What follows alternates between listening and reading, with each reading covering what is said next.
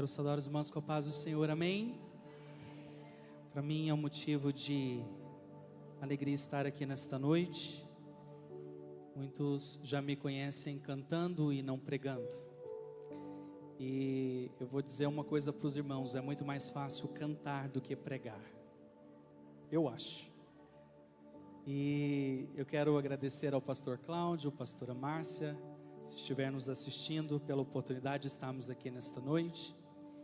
E preciso contar uma coisa para os irmãos, que eu estou aqui debaixo de obediência, porque eu estava afastado no começo do ano, e o pastor Oswaldo, meu tio, chegou em mim e disse: você fora do altar, você é prejuízo. E eu fiquei feliz de vê-lo ali, porque eu estou aqui para dizer que eu estou aqui para dar lucro para o reino. Amém? Então eu quero dizer aos irmãos, se você não é do meu feitio, mas se você virar para o lado e dizer: você precisa dar lucro para o reino. Amém? Eliabe, põe um pouquinho de... Eliabe, põe um pouquinho de retorno aqui para mim, mais. Aleluia. Feche os seus olhos nesta noite. És fiel em todo tempo. Ei, aleluia. Em todo tempo tu és tão bom. Com todo fôlego que tenho, eu cantarei da bondade de Deus. Vamos mais uma vez. És fiel em todo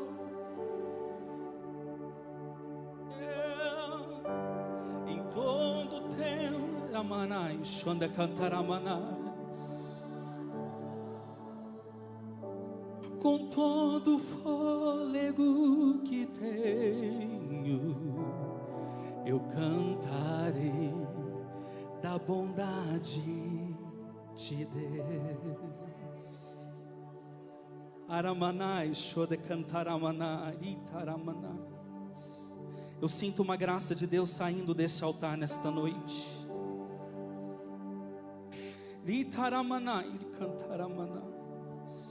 Abra comigo a sua Bíblia em Oséias 10:12.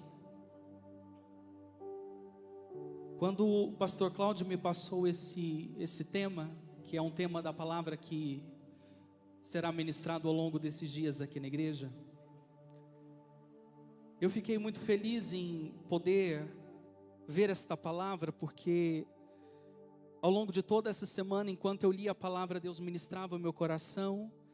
E eu creio que antes da palavra ir para a igreja, ela tem que pegar aqui primeiro. Antes de o que nós fazemos aqui na igreja ser uma coisa coletiva, tem que ser uma coisa individual primeiro.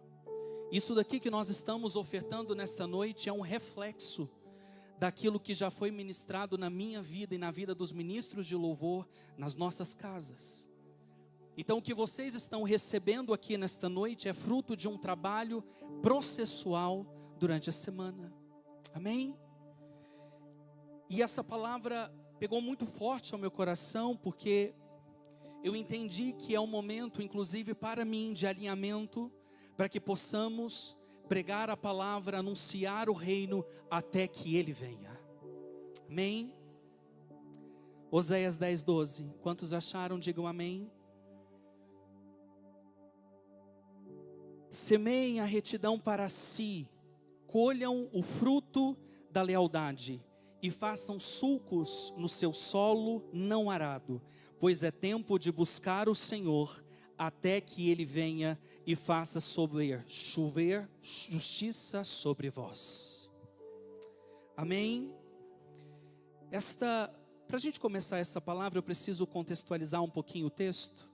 E talvez nós não tenhamos a ajuda do telão, mas se você puder prestar atenção aqui, eu farei isso de forma bem rápida, porque eu não tenho nenhum intuito de ser muito longo nas minhas palavras. Oséias, um dos 11 profetas menores. Oséias foi levantado num tempo em que de reis a súditos não serviam a Deus. reis que não haviam sido escolhidos e justificados por Deus. Nós estamos falando de uma nação dividida, nós estamos falando de um povo idólatra, nós estamos falando de um povo que agora estava perdido em adultério e perdido em prostituições. E mesmo com tantas coisas que estavam acontecendo em Israel ao longo de todo o texto de Oséias, uma coisa que eu percebo, está escrito, e se você ler, você também irá perceber, é que Deus manifesta uma palavra a Israel dizendo sobre as consequências do pecado, sobre as consequências do processo de idolatria e de prostituição, mas Deus sempre afirma o amor pela nação. Então Deus sempre está falando e levantando o profeta para que essa nação se volte ao Senhor. E é isso que nós estamos lendo nesse texto, porque ele está dizendo que é um tempo. E quando nós falamos sobre até que ele venha, nós estamos falando de um tempo. E de um tempo que a igreja, o povo de Deus, de uma forma coletiva, de uma forma geral, esse povo ele não pode ser passivo, esse povo precisa ser ativo. Amém? Esse povo precisa ser ativo. E quando Deus percebe que esse povo não está sendo ativo, Deus levanta esse profeta no meio dessa nação para profetizar nesta nação, não só as consequências, mas também a volta a esse povo a Deus. E durante todo o livro de Oséias, uma coisa que eu li e me apaixonei, porque para quem me conhece, eu sou psicólogo e trabalho dentro de consultório, e uma das linguagens que nós utilizamos dentro do consultório são metáforas. E o livro de Oséias fala de muitas metáforas, através de muitas metáforas e simbologias. E Deus usa várias simbologias para falar com o povo. E uma das simbologias que Deus usa para falar com o povo é quando Deus manda que Oséias pegue uma mulher de prostituições e se casar com ela. E o que eu entendo é que Deus estava mostrando para o povo uma relação que Ele queria curar, um povo que Ele queria curar. Mas uma das coisas que aqui nesse texto, ao caminhar do texto, nós vamos percebendo, é que nessa estrutura do que Oséias estava falando, esse povo, ele esquecia do que Deus havia feito por eles na saída do Egito. Tinham perdido. E nós não estamos falando de um povo que estava somente ouvindo Deus através de pessoas. Nós estamos falando de um povo que experimentou a provisão de Deus no deserto. Um povo que saiu do Egito e foi ter a provisão de Deus no deserto. E é isso que o Salmo 78 está dizendo, quando ele fala que, um pouquinho mais no final, ele diz o seguinte, que era um povo que de noite tinha o fogo para iluminar, de dia tinha a nuvem para guiar, era um povo que comia do maná, então a comida descia do céu, era um povo que caminhava e as suas vestes não envelheciam, então era um povo que estava acostumado a ter a provisão de Deus todos os dias. Então uma das coisas que eu entendo é que para não falar desse Deus e não avançar na pregação do Evangelho, uma das coisas que nos impede é o esquecimento. Então tem muitas pessoas ao longo dos nossos dias que estão esquecendo o que Deus fez e faz por elas. Então, assim como esse povo que viveu toda essa provisão e agora perdeu a estrutura, o cerne, Deus já não é mais o seu cerne. E esse povo perdeu agora, em algumas traduções bíblicas que eu estava pesquisando ao longo da semana, chama de convênio. Alguém aqui tem convênio médico? Unimed? Você já precisou usar convênio? É um problema, né? Você tem que esperar uma atualização, né? A Unimed liberar, o plano de saúde liberar, pois é. Quando a gente perde o convênio, aí que você não tem mesmo. Muitos pacientes chegam lá no consultório e falam assim, mas eu tenho convênio, mas nenhum profissional quer atender por convênio. Porque o convênio é ruim. E Deus estava fornecendo para Israel o melhor convênio. E eles estavam esquecendo do que Deus tinha feito por eles durante todo esse tempo. Então essa é uma grande questão desta palavra de hoje. Quantas vezes nós temos a provisão de Deus todos os dias? Se você está aqui é porque você recebeu a provisão de Deus nesta manhã. A Bíblia diz que você recebeu a misericórdia de Deus, porque essa é a causa de você não ser consumido e você estar aqui nesta noite. Amém? É o que nós cantamos dessa música. És fiel em todo tempo. Mesmo que você não seja. Em todo tempo tu és tão bom, com todo o fôlego que tenho, eu cantarei da bondade de Deus. Isso é convênio, irmãos. Nós não somos fiéis, mas o Deus que você serve é. Aleluia. Glória a Deus. Então, um dos motivos pelos quais nós não avançamos até que Ele venha, é o esquecimento do que Ele fez por mim e fez por você. Alguns outros personagens bíblicos também me chamam a atenção nesse tempo, e eu queria mencionar com vocês. Em Mateus 6, 25 ao 34, nós estamos vendo uma situação bíblica nesse momento, em que os discípulos estão com Jesus, e tem Jesus o tempo todo com eles, e num determinado momento, Jesus os repreende, porque eles estão ansiosos. Conhece alguém com ansiedade hoje?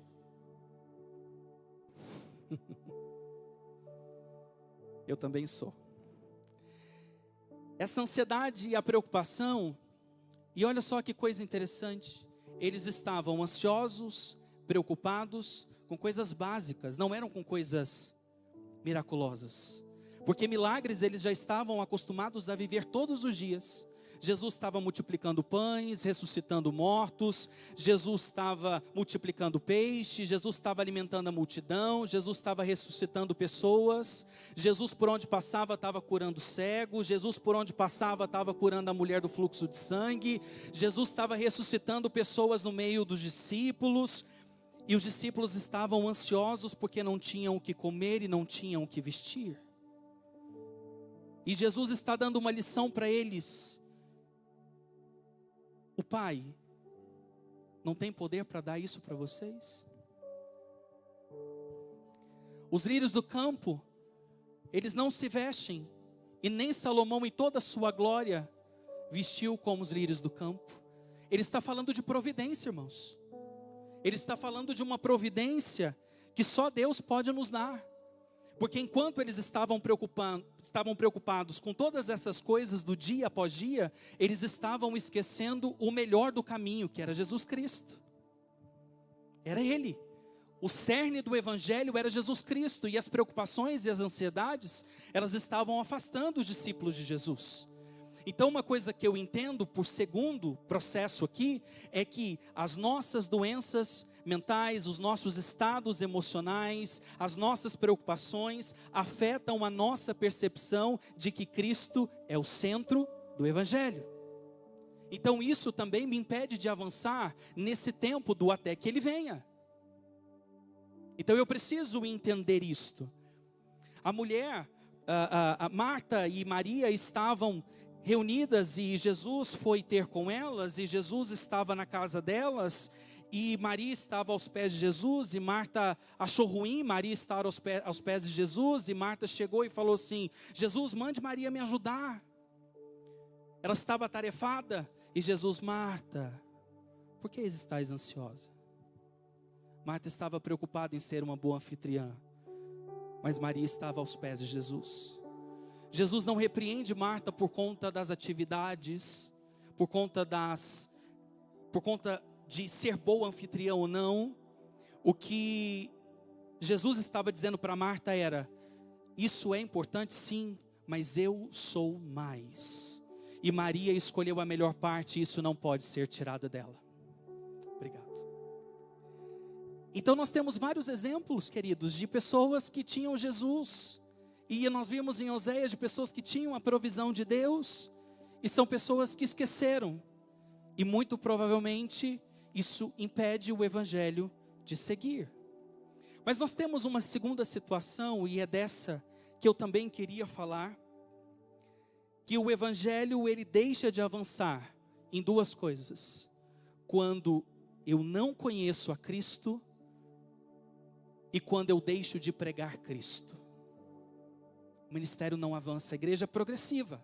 E quando eu não conheço a Cristo ou não prego Cristo, eu deixo de avançar. Então nesse momento eu preciso que você entenda que quando Paulo está falando aos romanos, Paulo levanta uma questão quanto à salvação, e Paulo está dizendo o seguinte, sobre a pregação do evangelho, e a palavra de Deus diz que todo aquele que invocar o nome do Senhor, esse será salvo. Ok, a questão da salvação está resolvida então, mas a questão é, como eu vou invocar aquele que eu não conheço?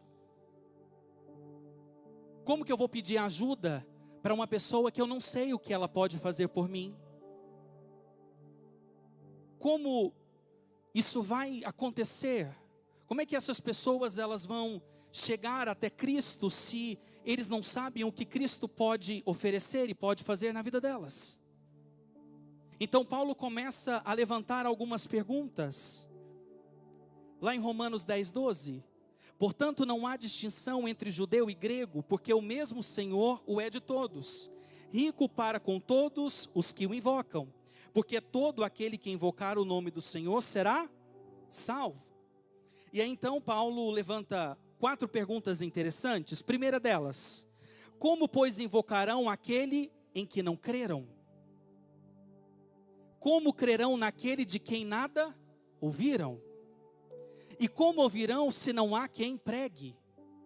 E como pregarão se não foram enviados? Então, a Bíblia dá uma sequência: quão formosos são os pés daqueles que anunciam coisas boas.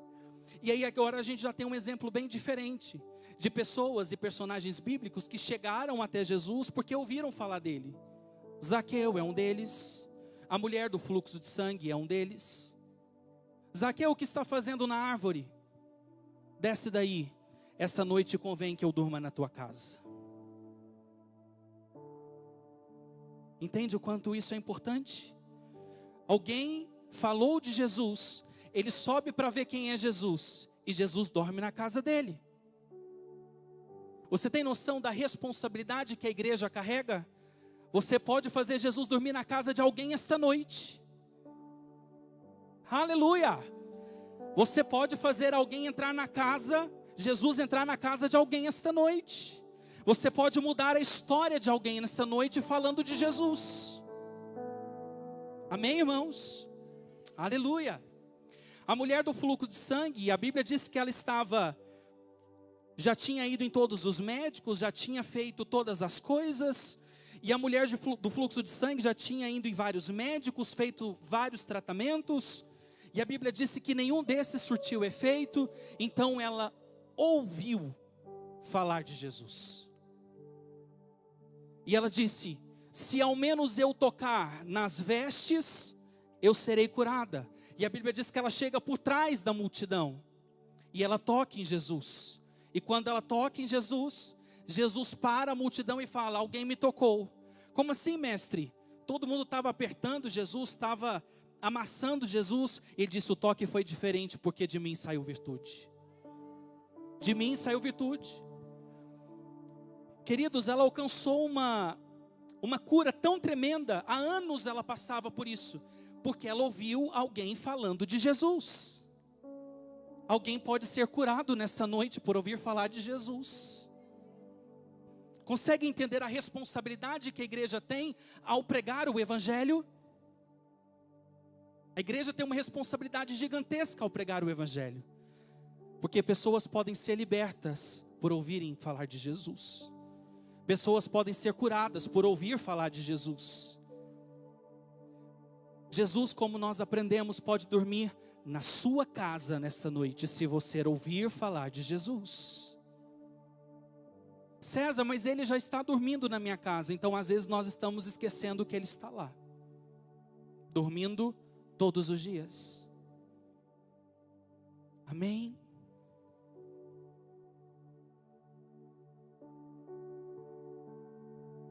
Ai, Espírito Santo, eu sei que o Senhor está aqui neste lugar.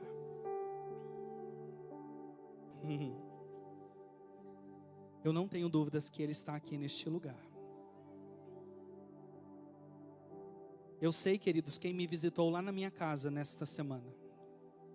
E Ele está aqui neste lugar.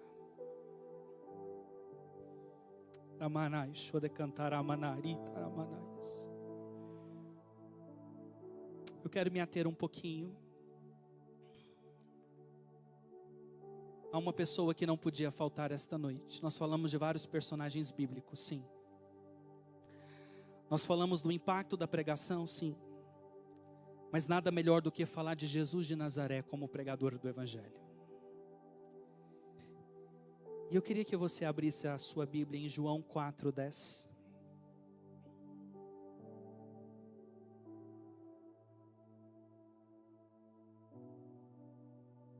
Tu és Jesus, por quem a nossa alma é sedenta.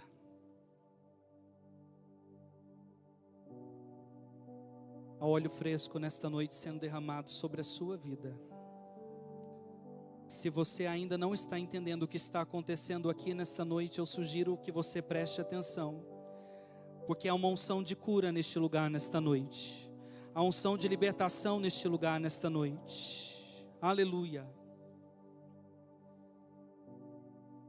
Nesse texto é uma coisa interessante, porque Jesus está tendo um diálogo com uma mulher samaritana. Sendo Jesus judeu e mulher samaritana, lembra do que nós falamos no início em Oséias? A nação estava dividida. E essa mulher sabia muito bem que a nação estava dividida. E era pressuposto que os dois não se conversassem, os dois não se falassem. Porque ele era judeu e ela era samaritana. E Jesus pede um pouco de água para essa mulher. E essa mulher pergunta para Jesus: como que o senhor vai pegar água se o senhor não tem um pote? Se o senhor não tem um cântaro? E ele disse para ela: se você soubesse quem está pedindo água, lhe pediria e daria de beber da fonte de água viva. E ela insiste com Jesus porque ela não sabe quem Ele é. E é sobre isso que Paulo está dizendo. Ela não sabe quem Ele é. Jesus sabia, então portanto começa a se apresentar. Ele disse que Ele é o Messias, que Ele veio para salvar. E Ele começa a pregar o Evangelho. Isso é uma coisa interessante. Ele é o centro do Evangelho, mas Ele está pregando o Evangelho para ela. E essa mulher, uma hora ela fala: então me dá dessa água. E aí Ele fala: então vai buscar seu marido. E ela fala assim: eu não tenho marido. Ele diz: sim, tem 5 e o último não é seu. Já passou por 5 e o último não é seu. E ela diz: sim. Jesus revela alguma coisa sobre a vida dela. E por causa disso, ela sai, os discípulos chegam, ela sai. E ela vai ter com outros samaritanos. E ela fala: o que ele falou sobre mim é verdade. Ele falou sobre mim, e o que ele falou sobre mim é verdade. Como se fosse uma espécie de adivinho, mas ela diz assim: será que ele é o Messias? Será que ele é o profeta? Porque o que ela falou sobre mim é verdade. Vamos lá conferir? E aí ela prega o Evangelho. E a Bíblia disse que muitos creram pelo que ela havia dito, mas muitos creram mais por ouvirem lhe pregar. E depois que eles vêm até ela, uma coisa muito interessante é que os samaritanos pedem que ele fique mais 2 dias. E ele prega o Evangelho. E aí que a Bíblia disse que, na maior parte, muitos são aceitos por causa da pregação deles. E sabe o que eles disseram para ela? Agora nós sabemos que não é pelo que você disse, mas porque agora nós ouvimos da boca dele. Verdadeiramente sabemos que ele é o Salvador do mundo. Entende, queridos, a grande responsabilidade quando nós nos posicionamos no reino?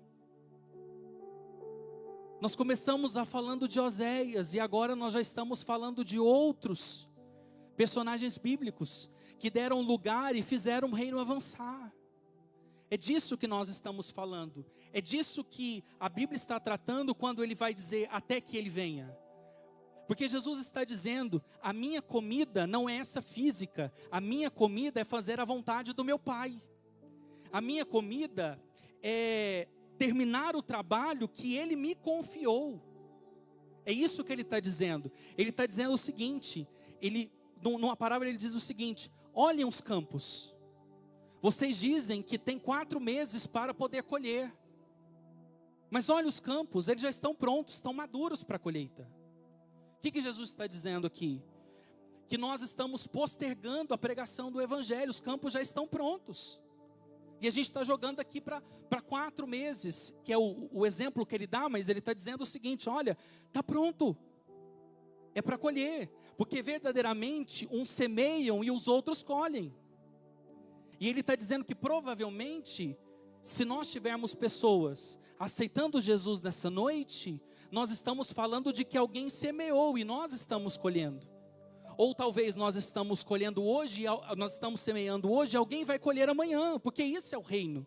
Tudo que nós temos para mim, tudo que nós temos para nós, tudo que eu tenho conquistado em mim, que eu adquiro para mim, não é para mim, é para o reino. É para o reino. Então, o que eu tenho em mim é para auxílio do reino. E aí Jesus está dizendo que o salário de quem trabalha é a vida eterna para as pessoas. Que é isso que nós estamos fazendo aqui nesta noite. Eu queria que você entendesse essa palavra, ela não é muito longa mesmo não, ela é bastante objetiva. Talvez terminemos antes do prazo, mas o que eu quero que você entenda é que toda a estrutura do reino projetada em mim para você, aponta para Cristo. Aponta para Ele. Ele é o epicentro do Evangelho. Então nesta noite, eu não sei como é que você veio aqui na igreja. Eu não sei se você ainda não conhece Jesus. Eu não sei se você nunca ouviu falar de Jesus. Eu não sei se hoje é o primeiro dia que você está ouvindo falar dele. Mas o que eu quero dizer para você é que essa fonte, ela não secou. Essa fonte, ela jorra todos os dias uma água viva que é capaz de matar a sua sede e nunca mais ter que voltar a lugar nenhum para pegar água. Entende o que eu estou dizendo? Não é de uma água física, mas é de uma água que sacia a sede do Espírito. É sobre isso que nós estamos falando nesta noite. Esses dias, vendo uma reportagem de uma cantora, e ela fez uma música de uma crítica social, acho que muitos aqui conhecem, e viralizou porque ela estava fazendo uma crítica social a um grupo específico, e todo mundo ovacionou essa cantora. E aí eu estava vendo um vídeo, e aí um pastor entrou numa página, não sei o quê, e estava dizendo que a fonte que desaguava nela era de um cantor secular, que quando ela ouvia, ela se inspirava. Não, eu não quero me inspirar em cantores seculares, eu quero me inspirar em Cristo, que tem essa fonte, que quando me é dada, eu nunca mais tenho sede. A fonte que deságua em mim e você, não pode ser as coisas desse mundo, porque a palavra diz que de uma fonte não sai água doce nem salgada, sai uma só. Então quando você decide receber a Cristo como seu suficiente Salvador, tudo aponta para a cruz, o sacrifício de Cristo. Ele é a fonte verdadeira que tem que jorrar em mim, tem que jorrar em você. Amém? Então, nesta noite, queridos, por muitas vezes nós estamos esquecendo o que Deus faz por nós, andando lado a lado com Deus. E às vezes nós esquecemos o que Cristo faz por nós, vivenciando todos os milagres que Cristo já fez. Então, nesta noite, eu quero te convidar. Eu não sei como você veio aqui nesta noite. Eu não sei o que você veio procurando nesta noite. Eu não sei que área da sua vida que está seco ou você não está lembrando do que Cristo fez. Mas eu vim para pregar para 2 tipos de pessoas nessa noite. Os que se esqueceram do que Deus e Jesus fez por você, e daqueles que precisam receber Jesus como suficiente Salvador.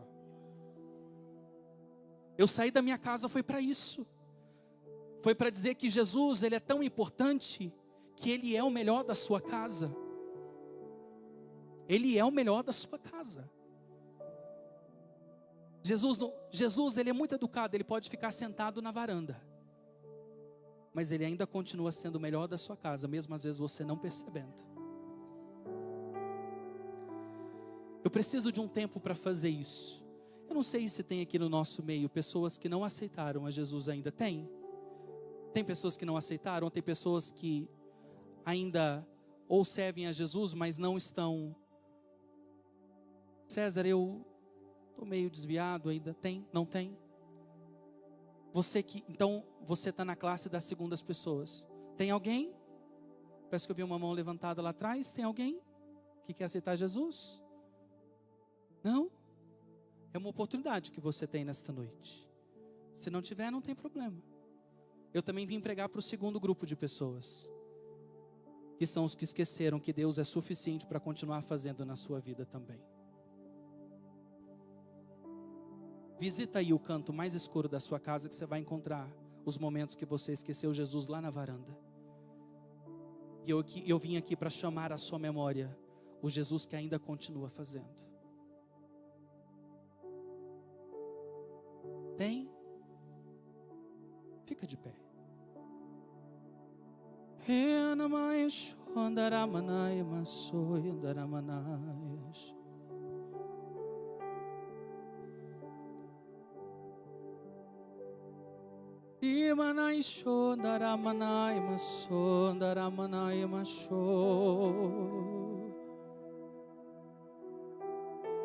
Oh, Espírito Santo de Deus.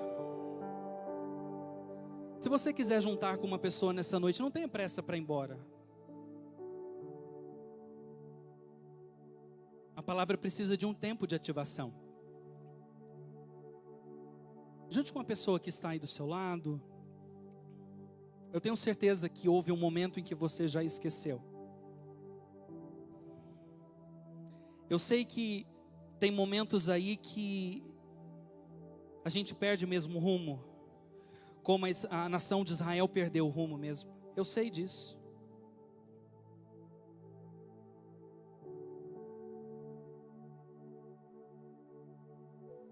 Já procurou na sua cabeça? Traz a memória. A palavra de Deus diz, lá em 1 Coríntios, toda vez que comer do pão, beber desse cálice, faço isso em memória de mim, anunciando a morte de Cristo, até que Ele venha. O que Ele está dizendo? Lembra? Lembra do sacrifício. Lembra que eu morri na cruz por você. Lembra que foi por você, não foi por mais ninguém, porque os meus me rejeitaram. Lembra que eu fiz um enxerto. Lembra de onde você saiu. Lembra o que você era. Lembra de onde eu te resgatei. Lembra de onde eu te tirei. Lembra daquilo que não era para ser, mas eu trouxe aqui para ser. Lembra? Lembra de quantas palavras contrárias trouxeram sobre a sua vida. Lembra todas as vezes que duvidaram do teu ministério. Lembra todas as vezes que as pessoas disseram palavras contrárias. Lembra?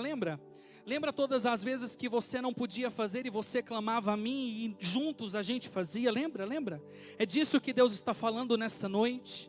Deus trouxe pessoas aqui para serem curadas. Deus trouxe pessoas aqui para serem ministradas. Eu creio, Deus está alinhando ministérios e está alinhando espíritos nesta noite. Deus está alinhando pessoas nessa noite, porque até que Ele venha nós precisamos trabalhar juntos e nós precisamos trabalhar unidos. Essa igreja vai avançar em nome de Jesus, porque nós estaremos trabalhando unidos. E o salário para quem trabalha será a vida eterna para muitas pessoas que entrarão nesta casa. Aleluia. Ai, Espírito Santo de Deus, Pai, nós estamos aqui. Comece a orar. Senhor, nós estamos aqui nesta noite, Senhor. Senhor, lembrando daquilo que o Senhor fez para nós na cruz do Calvário. O teu sacrifício, Jesus, aponta, Senhor, para o centro do Evangelho. Senhor, em nome de Jesus, Pai, durante muitas vezes, Senhor, nós esquecemos do benefício que é te servir. Senhor, nós andamos preocupados, ansiosos, depressivos. Senhor, nós andamos, Senhor, cardíacos. E o Senhor está dizendo nesta noite: eu quero alinhar, eu quero julgar a tua causa, eu quero trabalhar por você, eu quero renovar renovar o meu convênio contigo, eu ainda quero te usar, eu ainda quero te chamar, eu ainda quero usar você nas madrugadas, eu ainda quero que você pregue, eu ainda quero que você cante. Tem pessoas ainda que precisam ouvir o meu evangelho, e essas pessoas estão lá no campo de Pousias, está lá no campo que ainda não foi arado, e o Senhor está levantando pessoas nesta noite para arar um campo que precisa ser arado. O Senhor precisa levantar tochas, o Senhor precisa levantar flecheiros que estejam prontos à guerra. O Senhor não levantou covardes, o Senhor não deu espírito de covardia, mas muito pelo contrário, o Senhor deu a cada um de nós o espírito de ousadia. Então, em nome de Jesus, Pai, entra, Senhor, nas nossas casas. Convém que o Senhor durma nas nossas casas nessa noite. Convém, Senhor, que o Senhor entre com providência em situações difíceis. Senhor, em nome de Jesus, nós queremos o teu convênio. Jesus, nós queremos o teu trabalho, Senhor, mas também nós queremos trabalhar para o Senhor. Nós queremos, Jesus, trabalhar para o Senhor, e nós queremos receber o salário do nosso trabalho, que é, Senhor, muitas almas, que é vida eterna, Senhor, para essas pessoas. Ah, Espírito Santo de Deus, aqui existe uma igreja viva, existe uma igreja, Senhor, que está sendo preparada, Senhor, para o campo de missões. Nós estamos aqui, Senhor, para responder as 4 perguntas de Paulo. Senhor, em nome de Jesus, Pai, se não há quem pregue, nós estamos aqui para pregar. Se não há quem fale do Evangelho, nós estamos aqui para falar. Senhor, se não há ninguém, Senhor, que pregue para que o Senhor seja conhecido, nós estamos aqui para fazer o teu nome conhecido. E em nome de Jesus, Pai, eu creio que o Senhor é poderoso para entrar nas nossas vidas e aliar o nosso espírito nesta noite. Aleluia! Oh, Espírito Santo de Deus,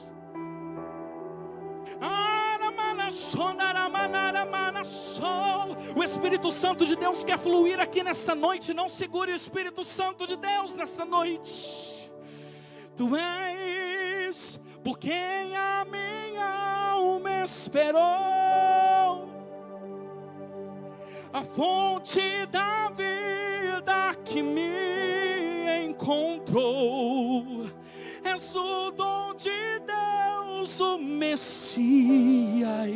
o meu Salvador. Tu és Espírito Santo de Deus, por quem a minha alma esperou, a fonte da vida que me encontrou.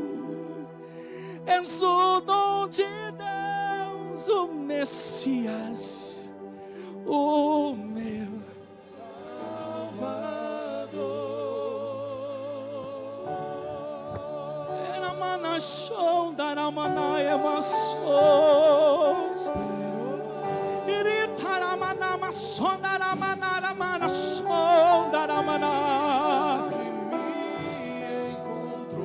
Tem pessoas aqui que precisam ser curadas nessa noite. Tem pessoas aqui que precisam ser libertas nessa noite. Tem pessoas que precisam ser curadas aqui nesta noite. É uma pergunta. Tem pessoas aqui que precisam ser curadas nessa noite. O Senhor está me falando que tem pessoas aqui que precisam ser curadas emocionalmente nesta noite, que estão feridas. Cadê você? Cadê você? Venha cá na frente. Tio Oswaldo, o senhor pode me ajudar aqui? O senhor pode vir aqui orar? Tem pessoas que precisam ser curadas aqui nesta noite emocionalmente. Não perca a sua oportunidade. Tem pessoas aqui que precisam ser curadas. Tem pessoas que precisam ser libertas aqui nesta noite. Tem pessoas aqui que precisam ser libertas, que estão esquecendo que Deus ainda pode libertar e pode curar. Anamanai, sude cantar amanarema, sondaramana.